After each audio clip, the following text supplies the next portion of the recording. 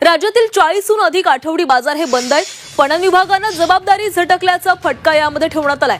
दैनंदिन नियोजन करणं शक्य नसल्यानं पणन विभागानं हे स्पष्टीकरण दिलेलं आहे.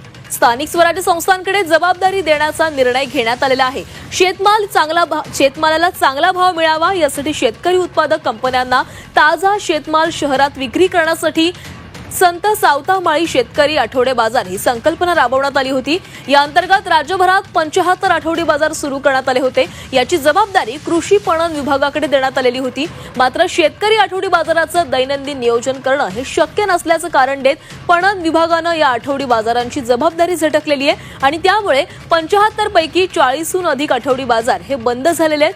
पणन मंडळामार्फत 2016 मध्ये मंत्रालयासह राज्यातील विविध ठिकाणी हे बाजार सुरू करण्यात आलेले होते. मात्र 13 मार्च 2020 रोजी पणन मंडळानं ठराव करत ही जबाबदारी आता महापालिका, नगरपालिका आणि स्थानिक स्वराज्य संस्थांकडे देण्याचा निर्णय घेतला.